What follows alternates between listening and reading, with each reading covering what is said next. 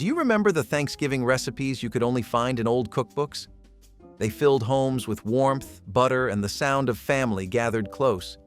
When did we stop cooking the way love once tasted? Oyster dressing was one of those dishes that blurred the line between land and sea, a holiday centerpiece for coastal families long before stuffing came in a box. It began with stale bread cubes or cornbread crumbs, softened in milk or stock, then folded with chopped oysters, onions, and sage. The briny scent of the oysters met the earthy perfume of herbs, creating something deeply rich and comforting. In old cookbooks, it was described as a luxury of necessity, proof that even fishermen celebrated Thanksgiving with their own kind of bounty. The dressing baked until golden, the edges crisp, the center soft enough to melt on the tongue. For those who grew up near the water, it was tradition.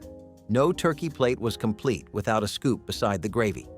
It was a dish that carried generations, the kind written in the margins of cookbooks with notes like, "Add more oysters next year." Oyster dressing tasted like memory, ocean breeze, and gratitude. Celery and olive salad was the crunch that broke through the heaviness of Thanksgiving dinner. In the 1940s and 50s, no holiday table was complete without it. Chopped celery hearts were tossed with sliced green olives and a drizzle of vinegar or mayonnaise, simple ingredients pulled from pantries that prized thrift. Served cold in glass bowls, it added brightness to meals filled with starch and gravy. Housewives copied it from community cookbooks, sometimes adding chopped eggs or sweet pickles for flair. The salad was crisp, salty, and refreshing, a pause between bites of turkey and potatoes. It may sound modest now, but it once represented elegance, a small mark of care on crowded tables. Every forkful carried nostalgia, the taste of polished silverware, linen napkins, and family chatter that filled dining rooms long before modern sides took over. Corn pudding casserole was the heart of the meal for many Southern and Midwestern families. Sweet golden kernels baked in custard until soft at the center and brown around the edges. It was the perfect bridge between savory and sweet. The recipe came from the days when corn was plentiful, milk was fresh, and nothing went to waste. Some added a spoonful of sugar, others swore by nutmeg or salt pork. The scent of butter and corn filled every room, reminding everyone that Thanksgiving was about comfort, not luxury. Served steaming from ceramic dishes, it fed crowds without complaint. In small towns, church ladies scribbled the recipe on index cards, sharing it with neighbors as if passing on a secret. It was humble, homey, and beloved, a casserole that felt like a warm hug from generations past. Molded cranberry salad with pecans shimmered like a jewel on every vintage Thanksgiving table. It was more art than food, a quivering ring of gelatin studded with chopped nuts, pineapple, and cranberries. Housewives poured the ruby mixture into copper molds and left it to set overnight, unmolding it with pride onto silver platters the next day. Its shine reflected candlelight, turning every meal into something worthy of celebration. The sweet tang of cranberry met the crunch of pecans, the citrus from pineapple cutting through the richness of the feast.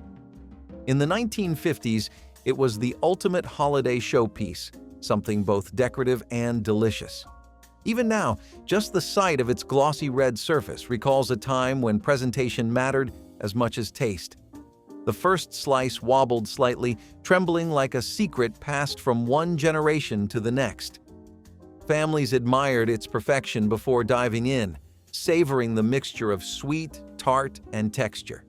It tasted like memory itself, bright, festive, and just a little fragile. Molded cranberry salad was nostalgia in edible form, a reminder that even the simplest ingredients could shine bright under the soft glow of Thanksgiving tradition.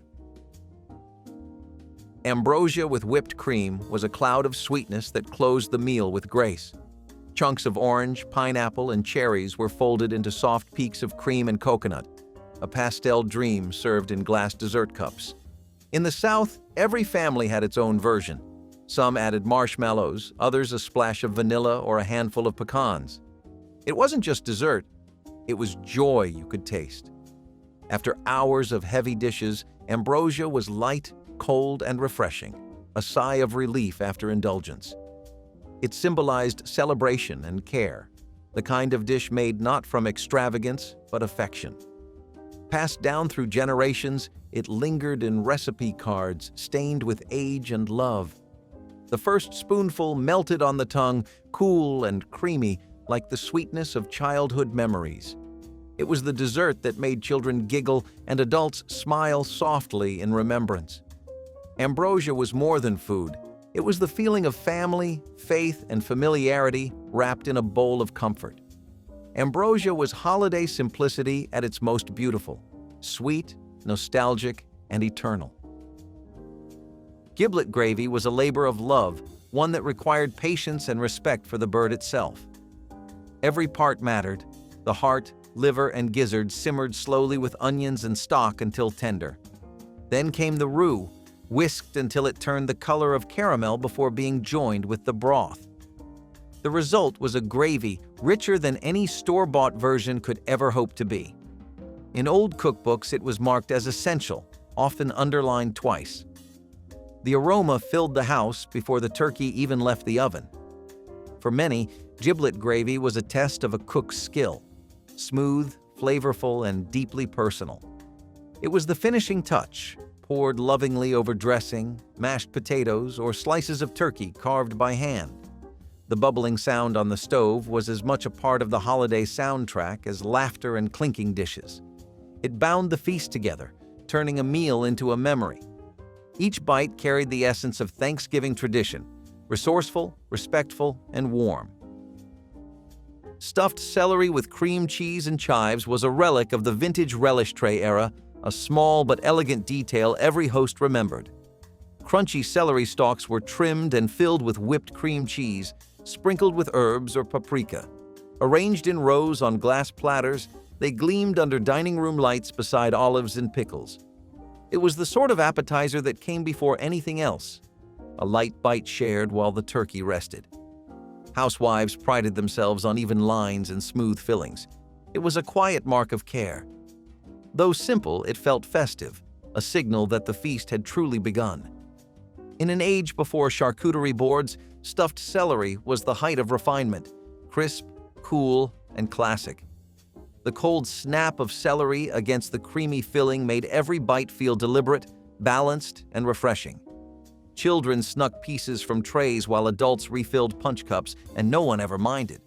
It was tradition that asked for no attention yet received it anyway, one of those small details that made the meal feel complete.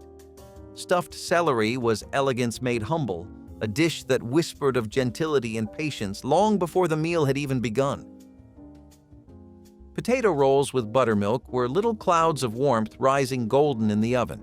Made from mashed potatoes worked into soft dough, they baked into tender rounds brushed with melted butter. The smell alone could make a family gather early at the table. The buttermilk gave them a subtle tang, the texture a perfect softness for soaking up gravy or honey. In the 1930s and 40s, these rolls were the pride of every homemaker who mastered yeast baking by heart. They were passed around in baskets lined with tea towels, their warmth spreading as quickly as laughter. Potato rolls reminded everyone that the smallest dishes often carried the most heart. They came from hands that knew patience, the kneading, the waiting, the rise and fall of dough that mirrored the rhythm of home itself. When the first tray came out of the oven, it wasn't just bread, it was comfort, accomplishment, and love baked into form. Potato rolls with buttermilk were family in bread form, simple, soft, and made to be shared. Baked apples with cinnamon and raisins were the dessert of resourceful times, born when ingredients were scarce but imagination was not. Hollowed apples were stuffed with sugar, butter, and dried fruit, then baked until tender and fragrant. The syrup bubbled at the edges, filling kitchens with a scent that wrapped around the soul. Served warm with a drizzle of cream, it was simple but deeply satisfying. Families who couldn't afford pies or cakes still found sweetness in this humble dish. It was proof that love and patience could turn anything into comfort. Each bite carried the taste of resilience, a celebration of what was possible with little. The apples softened like memories, their skin wrinkled and sweet, the filling caramelized into pure warmth. Every spoonful told a story of thrift and joy, of turning hardship into something golden. Baked apples were dessert made from hope, a reminder that abundance starts with gratitude. Sweet potato soufflé with marshmallow topping was the 1950s way of turning a side dish into dessert.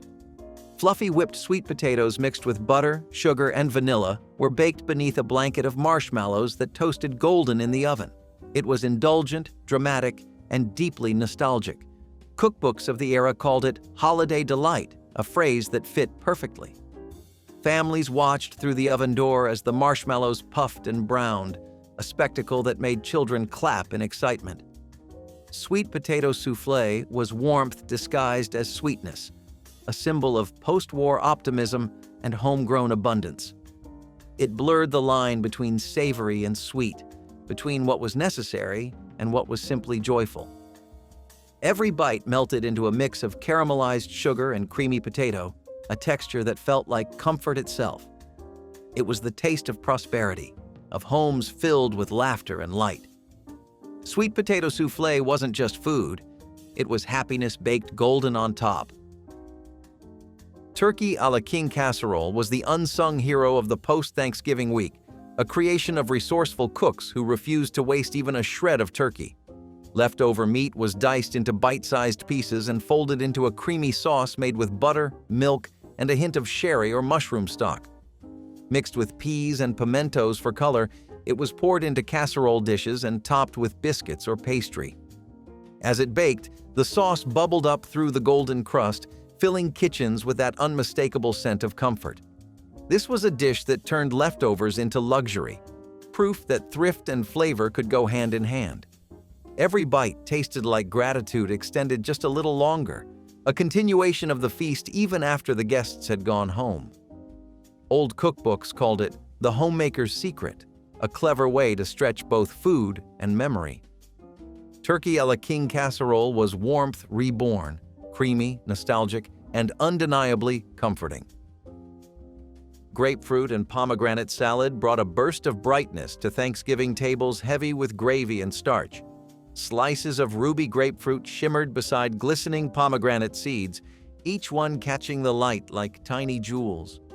Tossed with a drizzle of honey or mint syrup, it offered a refreshing pause amid the richness of the meal. In old cookbooks, it was described as a tonic for the senses, something to wake up the palate and the spirit.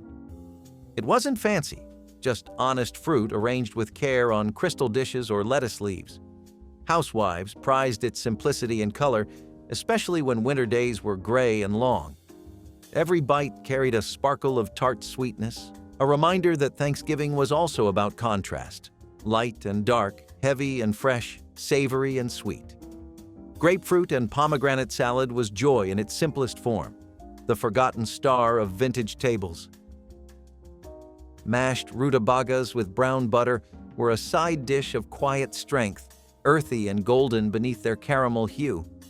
The rutabagas, peeled and boiled until tender, were mashed smooth and enriched with nutty brown butter. A sprinkle of salt and a dash of cream transformed them from humble roots into velvet on a plate. In the 1940s, they were a thrifty substitute for potatoes during times of rationing. Yet their deep, rustic flavor made them unforgettable for those who grew up eating them. The smell of browned butter drifted through kitchens, mingling with the savory aromas of roasting meats. Served steaming beside turkey or ham, mashed rutabagas offered a taste that felt both old-fashioned and timeless. They were a dish that celebrated simplicity, proof that even overlooked vegetables could have a place of honor at the Thanksgiving table. Pineapple glazed ham was a showstopper straight out of mid-century cookbooks, where presentation mattered as much as flavor. The ham, baked until tender and glossy, was coated in a glaze of brown sugar, mustard, and pineapple juice that caramelized under heat. Studded with cloves and adorned with pineapple rings and maraschino cherries, it looked like edible art. When brought to the table, it caught the light like stained glass, a centerpiece that spoke of hospitality and celebration. For families who could not always afford a turkey, this dish became their holiday pride. It carried the scent of sweetness and spice, the taste of both abundance and care. Served with scalloped potatoes and green beans, it filled every plate with color and joy. Pineapple glazed ham was vintage cheer at its finest, bold, festive, and forever tied to the golden glow of Thanksgiving past. Carrot raisin mold was the bright orange wonder that seemed to live in every refrigerator during the holidays. It was a blend of shredded carrots, crushed pineapple, and plump raisins suspended in orange gelatin, a playful mix of texture and color. It gleamed in ring molds, ready to wobble its way onto the table beside cranberry sauce. For many, it was a sweet reminder of post-war optimism, when even the simplest foods could look glamorous in the right dish. The flavor was light, fruity, and cheerful, a balance between salad and dessert. Children loved its sweetness, while adults admired its whimsy. Though it fell out of favor, one taste could transport you straight back to a 1950s dining room, complete with polished silver and laughter echoing through the walls.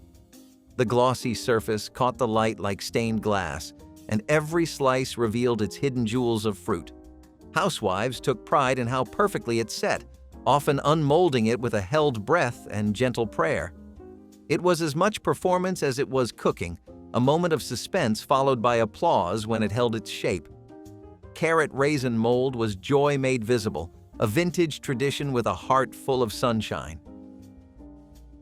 Chestnut stuffing was the essence of old-fashioned Thanksgiving, a dish rooted in patience and the rhythm of the season. The chestnuts, roasted and peeled by hand, were folded into soft bread cubes with butter, celery, and herbs. Their sweet, nutty flavor mingled with sage and onion, creating an aroma that wrapped the whole house in warmth. In the 1940s and 50s, chestnut stuffing was the mark of a dedicated cook, someone willing to put time into tradition. Each bite was soft, yet rich, capturing autumn's earthiness in a single spoonful.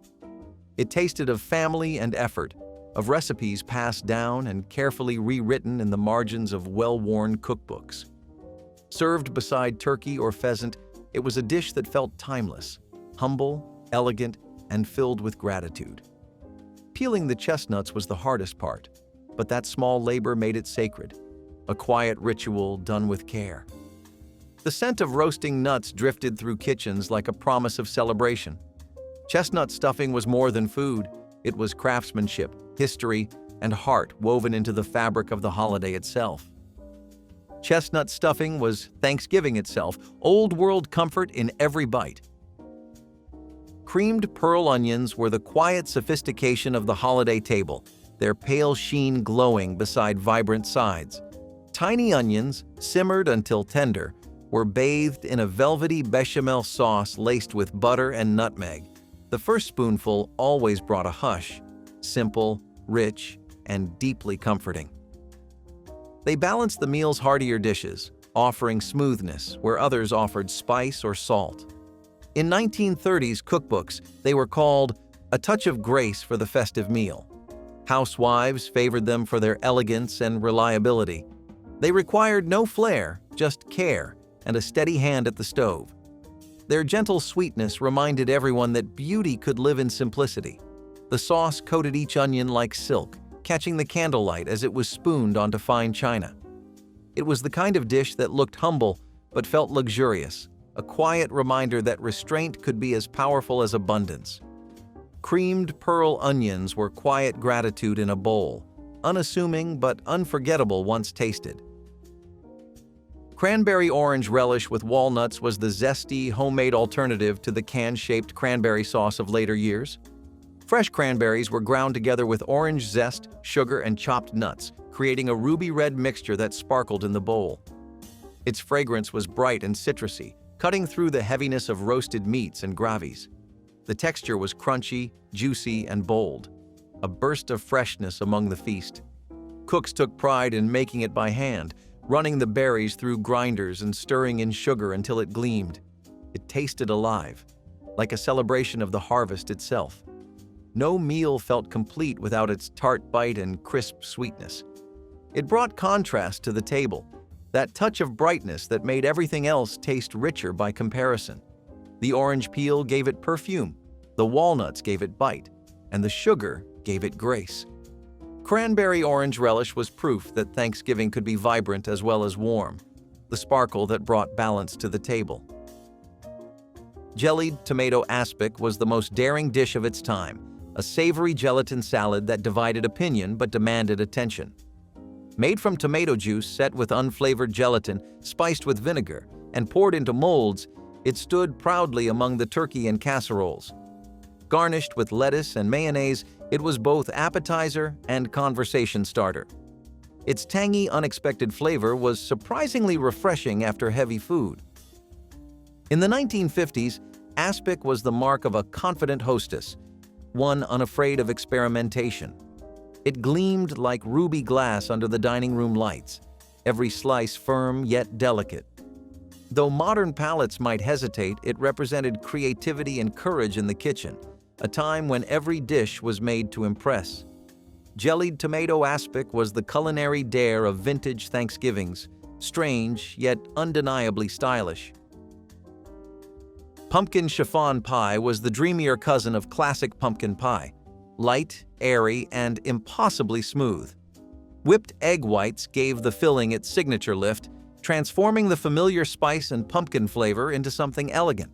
Poured into a flaky crust and chilled instead of baked, it became the perfect finale to a heavy meal. First popularized in the 1950s, it was considered modern and sophisticated, a fresh take on tradition. The flavor was delicate yet deep, the texture like pumpkin-flavored silk. Topped with whipped cream and a sprinkle of nutmeg, it looked as beautiful as it tasted. For many, it was the taste of post-war innovation, a sign that home cooks could have refinement without losing warmth. Pumpkin chiffon pie was a cloud of nostalgia and comfort, the kind of dessert that made Thanksgiving feel timeless. Scalloped oysters were the taste of elegance in a baking dish, a relic from Gilded Age dining rooms that somehow held its place through the mid-20th century. Layers of plump oysters were nestled between buttery cracker crumbs and doused with cream, seasoned simply with salt, pepper, and a touch of nutmeg. As it baked, the cream bubbled at the edges, the top turning golden and crisp, while the oysters beneath stayed tender and rich. The smell alone filled a room with promise, sea salt, butter, and comfort woven together. Families on the coast called it the ocean's dressing, while inland cooks treated it like a delicacy, something special enough to justify every ounce of effort. In the 1950s and 60s, it was the pride of many Thanksgiving tables, often baked in family heirloom dishes and served with ceremony. Scalloped oysters weren't just food. They were a bridge to the past, an heirloom dish that tasted of celebration, refinement, and memory.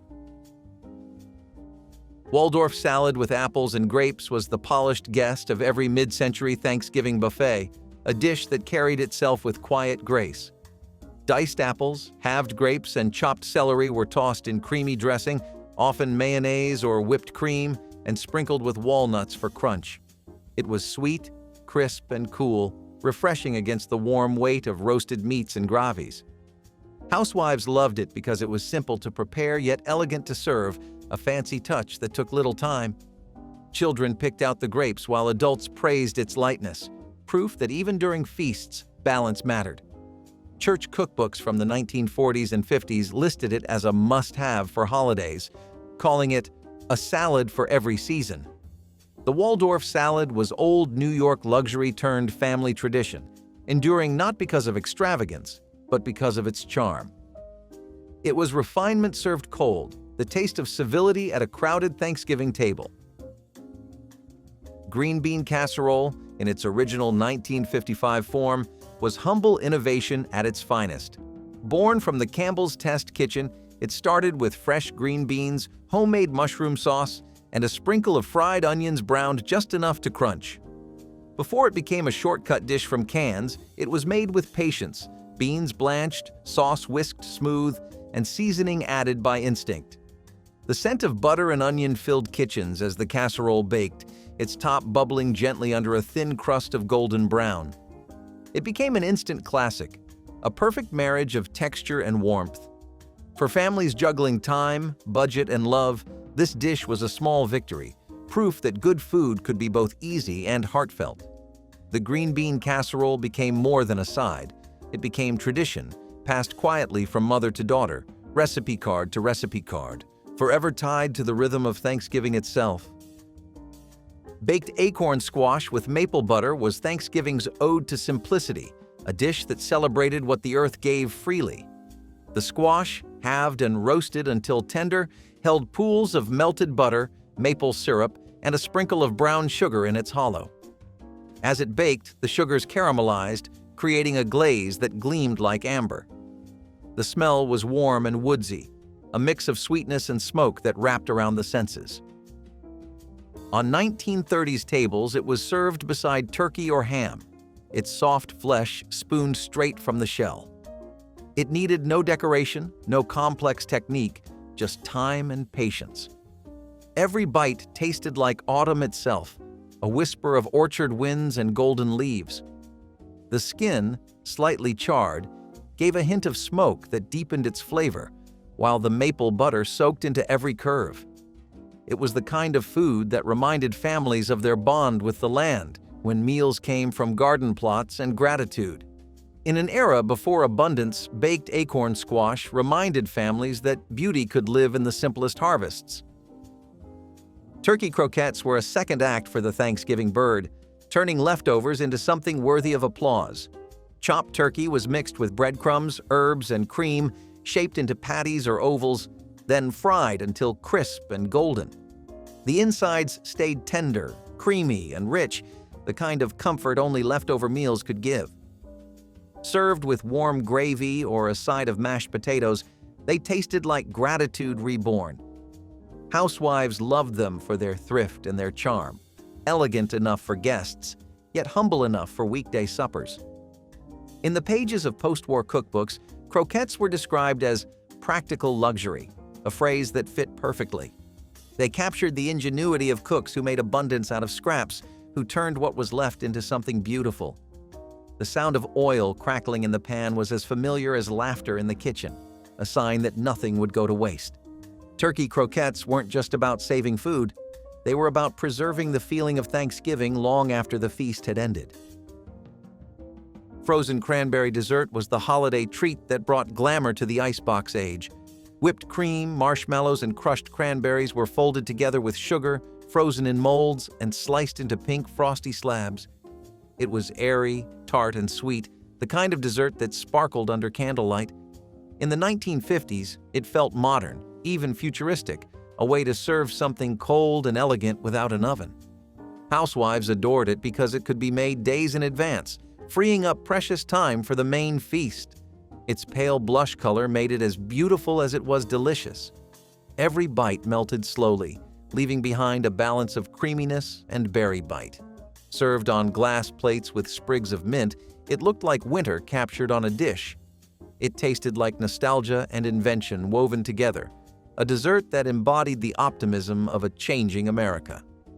Frozen cranberry dessert was vintage innovation at its finest, a small miracle of convenience and care. Molasses pecan pie was the deeper, darker cousin to the classic, a dessert that carried the taste of southern hearths and old iron stoves. Instead of corn syrup, it used thick, smoky molasses, giving the filling a bittersweet depth that clung to every pecan. The crust was flaky, the top crisp and caramelized, each slice rich enough to silence a room. Served warm with whipped cream or coffee, it was indulgence without pretense. Old cookbooks called it pecan pie for grown-ups, a dessert of quiet sophistication.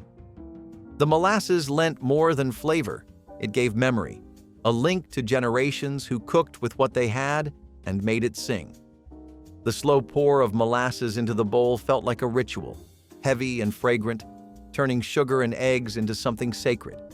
You could almost hear the crackle of the wood stove and the hum of conversation that filled small kitchens after supper. Molasses pecan pie was soul food in its purest form, dense, fragrant, and unforgettable. Homemade cornbread dressing was the anchor of Southern Thanksgivings long before boxed mixes and shortcuts arrived. Crumbled cornbread, broth, onions, and sage came together in a casserole that smelled like comfort itself. The top baked golden, while the inside stayed moist, buttery, and full of flavor. Every bite carried the rhythm of tradition, a taste passed through grandmother's hands. Families made it by heart, no measurements needed.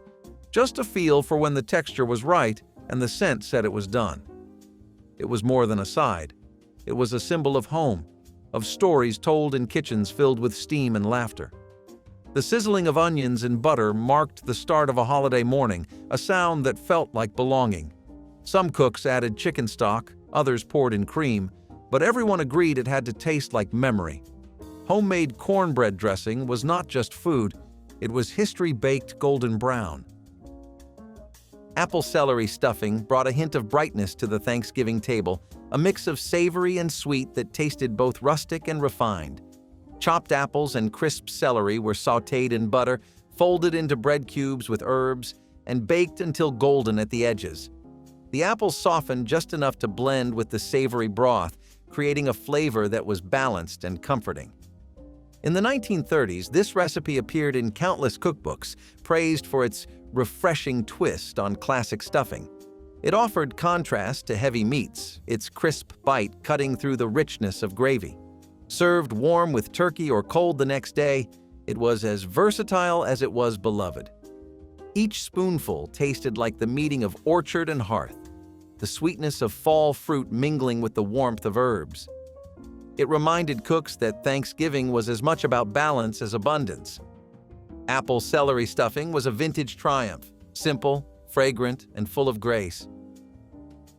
Spiced grape salad with cream cheese glaze was one of the prettiest desserts to ever grace a mid-century Thanksgiving spread. Red and green grapes were halved and layered in glass bowls, covered in a smooth glaze made from cream cheese, sugar, and vanilla. A dusting of brown sugar and pecans added crunch and color. Served chilled, it shimmered like holiday ornaments in dessert form. Each bite was sweet, cool, and velvety, a mix of freshness and indulgence. It was a favorite among home entertainers who prized beauty and ease, proof that even fruit could be turned into something elegant. The cream cheese glaze clung to the grapes like silk, transforming an everyday ingredient into something memorable. Children loved it for its sweetness, adults for its charm. It was the kind of dish that made tables sparkle without effort. Spiced grape salad was light yet luxurious, the forgotten gem of vintage holiday tables. Turnip mash with butter and cream was once a Thanksgiving essential, long before mashed potatoes claimed the throne. Farmers grew turnips easily, and they stored well through the winter, making them dependable when other crops failed. Peeled, boiled, and whipped with butter and cream, the mash was earthy and smooth with a gentle sweetness. Its scent filled the kitchen, a mix of soil and warmth, of work and reward. Families in the Northeast and Midwest considered it a mark of a proper feast. It was simple, but satisfying, the kind of dish that reminded everyone of the farm and the land that sustained them. When potatoes became more popular and affordable, turnips faded from the plate, yet their humble heartiness lingers in memory. Turnip mash with butter and cream was food of gratitude, plain, honest, and nourishing to the last bite. Cream of wheat, on the other hand, is a pretty classic cereal that was made using wheat flour, but you had to grind this to hell and back for the dish to work. Hot cereals as a whole were a little bit more popular in the past than they are today, but lots of things have kept up, and that's why it's still a presence today. You have things like oatmeal hot cereal, which is pretty much people's go-to nowadays thanks to the massive health benefits. I mean, how many YouTubers do you really need to see with thumbnails and clickbait titles about how oatmeal solves every modern medical issue of the 21st century? Or how many Instagram reels from gym bros analyzing the nutritional value? Everyone knows how good it is, and cream of wheat doesn't have even half the same pull in that regard. It's good for getting your carbohydrates in, but that's pretty much it. Plus, the feeling of eating cream of wheat cereal is a little too close for comfort to porridge, which is a texture that you don't see anymore in modern dishes. 7-Up cakes were these really fluffy and moist bundt cakes, or sometimes pound cakes, that started off in the 50s but really took off around 1970. You might remember the Coca-Cola cake earlier on this list, and hey, if one of them works, why not try all of those fizzy sodas? Baking cakes with sodas became a pretty common trend in the South, especially in places like Southern California, where they were childhood memories for many kids. Quick, easy, and cheap but delicious cakes that warmed your heart up with a nostalgia trip. In the taste department, these closely resembled lemon lime cake, but the use of 7-Up gave it a much more vibrant and bubblier texture. Baking and fizzy sodas were something people moved on from as the 21st century approached, sadly, and we do not really know if it was for the better. Chocolate rum pudding cups were the quiet indulgence of grown-up holidays. Instant chocolate pudding, rich and silky, met a splash of rum extract or, for the brave, the real thing. Topped with whipped cream and shaved chocolate, it felt elegant in its simplicity, proof that luxury could be spooned from a glass. These little desserts appeared at dinner parties and midnight gatherings, served in small cups that looked as stylish as they were easy. The flavor was smooth, with just enough warmth to feel sophisticated, a step above childhood chocolate pudding, yet still comforting. In dimly lit rooms filled with laughter and record players humming, pudding cups became a moment of pause, soft, sweet, and quietly daring. They carried the flavor of the decade, modern, a little indulgent, but never complicated. Chocolate rum pudding cups reminded people that even in a fast-changing world, pleasure could be instant and timeless at once. Baked rice with raisins and cinnamon was comfort dressed in sweetness, a dish born from thrift and transformed by love. The rice simmered slowly in milk and sugar, soaking up every bit of warmth until it turned soft and creamy. Butter melted in last, followed by a handful of golden raisins that plumped in the heat. A dusting of cinnamon crowned it, turning the air rich with spice and memory. Some families baked it until the top browned slightly, others served it straight from the pot, steaming and fragrant. Each spoonful carried both sweetness and substance, a perfect bridge between side and dessert. The raisins added brightness, the cinnamon gave warmth, and together they turned humble rice into something celebratory. It was a dish found in immigrant homes across America, bringing together old traditions and new beginnings. Served warm beside roasts or cool the next morning with milk, it never lost its quiet charm. Baked rice with raisins and cinnamon was a recipe of heart and heritage, simple, tender, and timeless.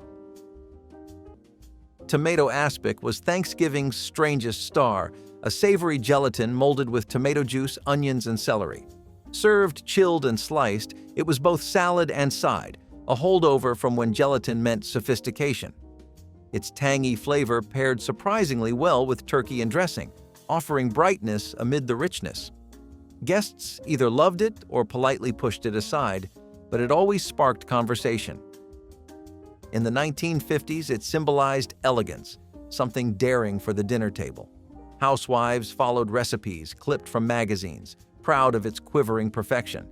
Today, it's more curiosity than cuisine, but once it was a badge of culinary ambition.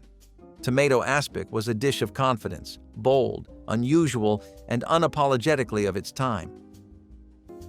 Eggs Florentine was supposed to be this entirely new spin on Eggs Benedict.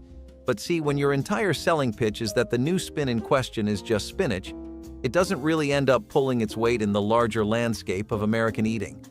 I mean, don't get me wrong, this thing shelled out more brunches than anyone expected it to, and it was a dynamite item on a lot of menus.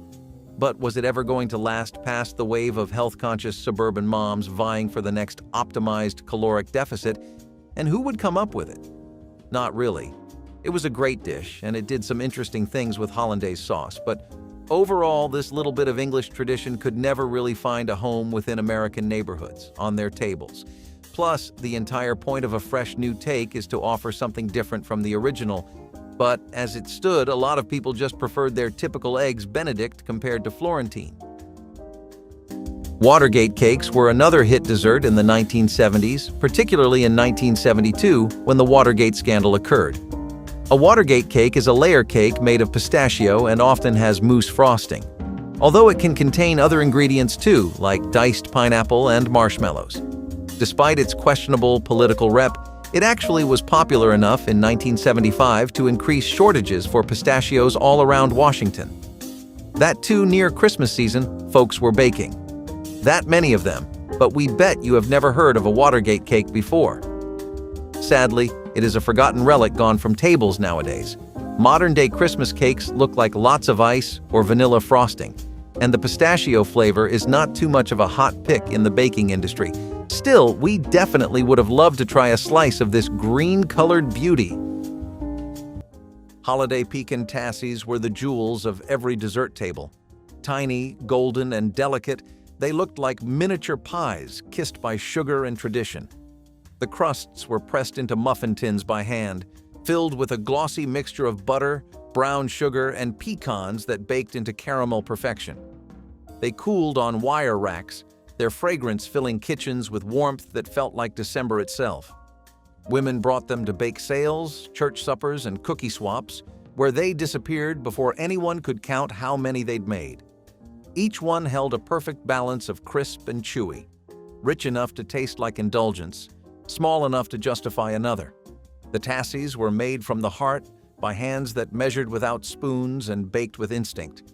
They represented the kind of craftsmanship that modern kitchens rarely see, the art of patience. For many, they were more than treats. They were holiday currency, traded and gifted with pride. Today, their memory lingers as a symbol of care, reminding us that sometimes the smallest desserts carry the biggest joy. Hominy casserole was golden comfort baked into a dish that smelled like warmth and community. Cooked hominy, soft kernels of corn, was mixed with melted cheese, milk, and butter, then spread into a casserole dish and topped with breadcrumbs for that perfect crunch. When it baked, the top browned beautifully, crisp around the edges, while the inside turned creamy and rich. The scent of butter and corn filled the kitchen, mingling with the smell of coffee, pies, and conversation. It was mild, mellow, and deeply Southern, made for church potlucks, family gatherings, and winter suppers where food meant togetherness. Every scoop held the taste of home, soft and satisfying, with the kind of richness that didn't need dressing up. In the 1950s, dishes like this were passed around on long folding tables under buzzing lights, each one proudly homemade. You could almost hear the laughter echoing off the linoleum floors as plates clinked and stories passed hands. Hominy casserole wasn't fancy, but it didn't have to be. It was food that fed both body and spirit, warm, generous, and impossible to forget. Pumpkin chiffon pie brought lightness to a holiday known for richness. Created in the post-war era, it reimagined the classic pumpkin pie into something airy and elegant. The filling was whipped with egg whites or gelatin, giving it a soft, cloud-like texture that melted in the mouth. It represented innovation, America's shift toward modern, refined desserts. Housewives embraced it as the perfect blend of tradition and progress, offering all the pumpkin flavor without the heaviness. The glossy, golden filling sat in a flaky crust, often topped with whipped cream swirls. Served chilled, it was a refreshing finish to a day of feasting. As time went on, traditional pies reclaimed the spotlight, and this airy cousin quietly disappeared. But for a few shining decades, pumpkin chiffon pie was Thanksgiving sophistication on a plate, a reminder that even old traditions can take flight. Persimmon pies were something that kids and food conservatives really had to open their minds and hearts to, but once they did, they were on the bandwagon faster than anyone. Persimmons are a really ripe, juicy fruit that are popularly grown in the southern and western parts of America. Places like Oklahoma, Florida, and Iowa had bakeries that would stuff their shelves full of a fragrant batch of these pies, and they sold like hotcakes. Also, they strangely appealed more to 40 to 50-year-olds, so it was the ideal thing to bring for your dad or uncle. Some foods work amazingly well as gifts, and persimmon pies were definitely one of those. Presently, people have a much different idea of what a tasty gift means, and persimmon pies do not fit the bill anymore. Caramel apple trifle turned the season's best flavors into a showpiece. Cubes of buttery pound cake were layered with spiced apples, caramel pudding, and whipped cream. Each layer glistened in clear glass bowls, a celebration of color and comfort. It was elegant enough for dinner parties, yet simple enough for home kitchens. The smell alone, cinnamon, brown sugar, butter, drew everyone closer. Every bite was soft and rich, the sweetness deepened by a hint of tart fruit. Families made it for Thanksgiving, Christmas, and every occasion in between. In a decade known for convenience, this dessert managed to feel special without being complicated. It captured the heart of 1970s gatherings, where beauty met practicality and tradition met innovation. Caramel apple trifle reminded everyone that celebration did not need excess, only intention. Served chilled, it tasted like the warmth of a family gathered together, layered, imperfect, and endlessly good. Sweet corn soufflé was a cloud-baked golden, a dish that seemed to float straight from the oven to the table. The batter began with creamed corn and butter, thickened slightly, and then folded with whipped egg whites until it shimmered like silk. When it baked, it rose tall and trembling, the edges crisping gently while the center stayed soft and full of steam. The smell was warm and sweet, a perfume of corn and cream that filled the kitchen like a promise. Each spoonful melted instantly, light, buttery, and faintly sweet, carrying the taste of summer harvest into winter.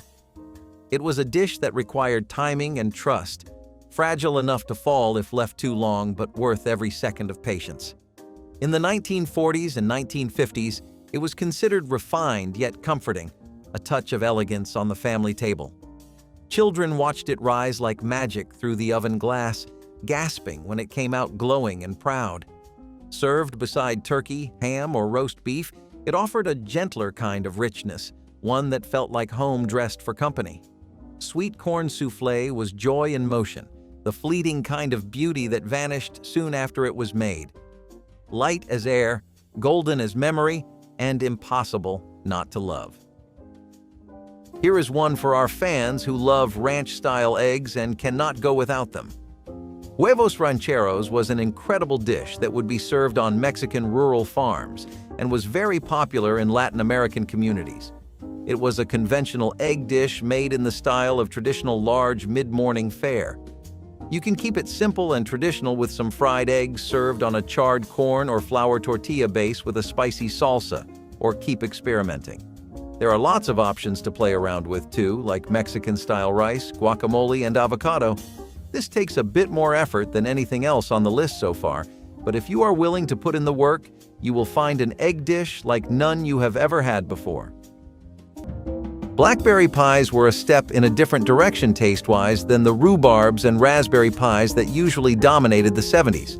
People got tired of the typical fillings that came with most pies, and there was a growing love for blackberries and what they brought to the table, especially in states like Florida, Arizona, California, and Texas, which have pretty high rates of blackberry picking. Fresh, ripe, juicy berries would be used to make the most delectable fillings you could think of. While the phase of blackberry pies was something that did not go further than states where a love for the fruit was already there, they still rocked. We would love to try an authentic pie from the 70s, especially one from the kitchen of a grandma with a blessed baking hand. Turnip puff was comfort disguised as elegance, a soufflé made from what most would throw away. Boiled turnips were mashed smooth, mixed with butter, eggs, and a hint of sugar, then baked until puffed and golden. The texture was airy, the flavor sweet with an earthy edge. It was the kind of dish you found in post-war cookbooks, teaching families how to make do with grace. Turnip puff stood proudly beside roasts and gravies, its soft top trembling as it left the oven. The scent was gentle but welcoming, like a promise that nothing simple had to be dull. Kids might wrinkle their noses, but one bite often changed their minds. It was humble food dressed for celebration, proving that thrift and taste could share the same table. Turnip puff was the quiet star of forgotten holiday meals. Oyster dressing was the pride of many coastal southern Thanksgiving tables, a dish that brought the sea to the holiday feast. Cornbread was crumbled and mixed with celery, onions, butter, and oysters fresh from the Gulf or local markets. The briny flavor blended beautifully with the sweetness of the cornbread, creating something both humble and rich. It was baked until golden, the edges crisp and the inside soft and moist. Families who lived near the coast saw it as a taste of home, something that connected them to both land and water. Oyster dressing was never about luxury. It was about tradition, a dish passed down through grandmother's hands and worn recipe cards. As refrigeration and taste trends changed, oysters became rarer on Thanksgiving menus. But for those who remember, the scent of that bubbling pan still means celebration. oyster dressing was Thanksgiving's coastal heart, where resourcefulness met heritage. Fried potatoes and onions were a 1920s classic, especially during the recession, which made it very difficult to get most basic ingredients. You could forget about buttermilk pancakes or nice cuts of steak. People were lucky enough to scrounge up enough potatoes for the week. However, the same mashed potatoes 5 times a week can get pretty dull, so people had to find all kinds of ways to spice things up that involved more than just a tad more black pepper. What they found out was that cutting potatoes into cubes and frying them with onions along with some bread made for a phenomenal combo, and if they had the oil to spare, it created a better texture for the dish. This was affordable enough that people could have it without worrying and tasty enough that it would ease your tensions for a while. Green tomato pies might take your taste buds for a spin, since you might have rarely heard of or tried this pie. In reality, though, when made with summertime spices like cloves and cinnamon, they would take on a very fruity taste similar to apples or rhubarbs. In the 70s, green tomato pies were such a chic and in choice as far as your evening dessert plans went. Combined with their apple-like notes, they were called the apple pies of the summer in that decade. The 1970s had a whole spectrum of food, from experimentative train wrecks to simple knockouts. Green tomato pies were somewhere in the middle and did find a fan base, but not one strong enough to last into the new age of today. Spiced pear bread pudding was the kind of dessert that made old recipes feel new again. It began with cubes of stale bread, soaked in milk and eggs until soft, then baked with slices of canned pears, cinnamon, and nutmeg. The pears melted into the pudding, their syrup seeping through every layer to create sweetness that felt natural and deep. Served warm with a drizzle of cream, it tasted like comfort you could hold. It was a dish that made use of leftovers and turned them into something extraordinary. A 1970s virtue wrapped in flavor.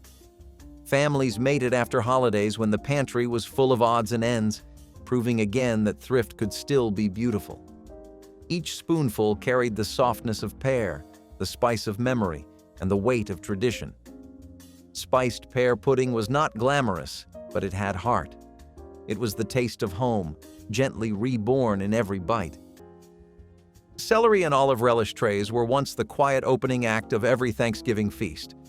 Before the turkey, before the sides, came the cool crunch of celery stuffed with pimento cheese or cream cheese and the briny bite of olives.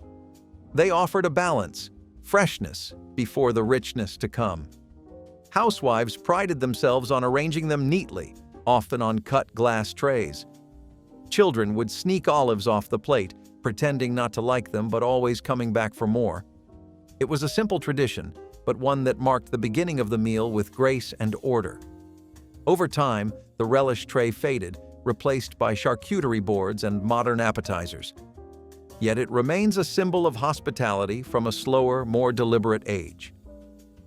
Celery and olive relish trays were Thanksgiving's crisp, elegant overture. Remember Quisp cereal? Launched by Quaker Oats in 1965, this cereal brought a whole new level of fun to the breakfast table with its alien mascot and saucer-shaped pieces. It quickly won over children with its sugary flavor and captivating animated commercials that made breakfast fun. The cereal's unique branding and playful design were key differentiators in a crowded market. Despite its initial success, the shift towards healthier breakfast options posed challenges for Quisp, leading to its eventual status as a nostalgic item brought back periodically to appeal to adults who had grown up with it. This strategic shift in marketing to tap into nostalgia, combined with occasional updates to its formula, allowed Quisp to maintain interest among former fans while navigating the complexities of modern cereal markets. Before we leave the South, let's talk about fried pies, which sort of blur the line between a fried pocket and a pie. Pie crusts that were fried and filled with various fruit or cream fillings became incredibly trendy in the South. Actually, most things battered and deep-fried tend to come from the South, so there really is no surprise here. Your mind might be thinking this would not work and that the flavors are too different, but it actually clicked. Folks from outside those parts of the USA also would pick these turnover-like pastries, enjoying the harmony of fruits and fried dough. Fried pies gave people a similar feeling to eating a chocolate donut, since sometimes they would be filled with chocolate. Currently, it is just a forgotten Southern legend, sadly since America moved on to healthier pies. Pineapple pudding cakes were also just as easy to make, and the perfect thing to freshen you up on a hot summer day. If you did not feel like pulling out all the stops and making a pudding and cake from the start, you could always use packaged products. Pillsbury sugar cake mixes and instant pudding mixes achieved almost the same effect, really. It makes sense why this cake lasted a lot longer than others, because when a recipe is easy to make with grocery mart substitutes instead of proper ingredients, the crowds are going to love it. After all, it makes the dish really accessible to everybody. When people think of easy to buy and make cakes, they think of your typical chocolate cake. Pineapple pudding cakes, also yellow cakes, were mixed with pineapple juice and cream cheese vanilla fillings. Definitely one of the most revitalizing vintage cakes that we are sad to see gone. Old-fashioned divinity candy shimmered like snow caught in sunlight. Whipped from egg whites, sugar syrup, and a whisper of vanilla, it demanded precision and patience. The process was an act of faith, beating, stirring, and waiting until the mixture turned cloud-like. In southern kitchens, it was made by grandmothers who knew just when the weather was dry enough for it to set. Divinity was delicate but proud, its texture melting on the tongue like spun sweetness. Each piece was dropped by the spoonful onto wax paper, crowned with a single pecan. It filled candy tins and mason jars, shared between neighbors as tokens of affection. Its white, glossy peaks seemed almost too perfect to eat, yet they were gone in moments. Making it was as much tradition as recipe, a quiet measure of love passed down through generations. Today, few take the time to make divinity, but for those who remember, one bite recalls Christmas mornings, gentle voices, and sugar that seemed to hold light itself. Scalloped oysters were the pride of seaside Thanksgivings, a dish layered with memory, comfort, and quiet elegance. Fresh oysters were shucked by hand, their salty liquor saved to moisten the layers of buttered cracker crumbs that surrounded them. Every layer glistened with cream, butter, and a touch of black pepper before being baked until the top turned golden and crisp. The aroma filled the house, rich, briny, and buttery all at once, like a meeting of the ocean and the hearth. In the 1800s and early 1900s, this dish symbolized refinement, served in silver dishes at hotels or in simple casseroles on coastal family tables. Each bite was a harmony of textures, the crunch of crumbs, the softness of oysters, and the silken warmth of cream. Inland families would sometimes make it with canned oysters, preserving the flavor even far from the shore. It was indulgence made accessible, a way for modest homes to taste luxury. Over time, as oysters grew expensive and palates shifted toward lighter fare, scalloped oysters slipped quietly from the holiday menu. Yet its spirit remains in old cookbooks, handwritten in fading ink beside notes like "Papa's favorite." For those who remember, it was more than food. It was a celebration of place and tradition, a dish that carried the ocean to the table. Introduced in 1963, Sunny Delight positioned itself as a healthier alternative to sodas by offering a vitamin-enriched, citrus-flavored beverage that quickly captured the market's attention. Its bright color and sweet taste made it a hit among children, while its marketing campaigns emphasized a fun and active lifestyle, integrating Sunny D into scenes of youthful energy and outdoor activities. Despite its success, the brand encountered criticism for its high sugar content and low percentage of real juice, prompting several reformulations to increase authenticity and align with healthier consumer preferences. These changes allowed Sunny D to update its image and product offerings to better meet the expectations of modern consumers looking for healthier drink options. Mock pecan pie was the Depression-era dessert that refused to give up sweetness. When real pecans were too expensive, cooks used oats, breadcrumbs, or crushed crackers instead. Mixed with brown sugar and syrup, the filling baked into a chewy, caramel-like layer that mimicked the flavor and texture of the real thing. The crust was often handmade, rolled thin to save flour, but still tender from lard or shortening. For many, it wasn't just a substitute. It was a small act of defiance against scarcity. Families cut into it proudly, knowing they'd turned less into something that felt like enough. Mock pecan pie was the proof that celebration could exist even when times were hard. Though forgotten today, it once symbolized resilience baked golden brown. If these old cookbook Thanksgiving recipes brought back the taste of tradition, share your favorite memory in the comments, like the video, and subscribe so these timeless flavors can keep finding their way home.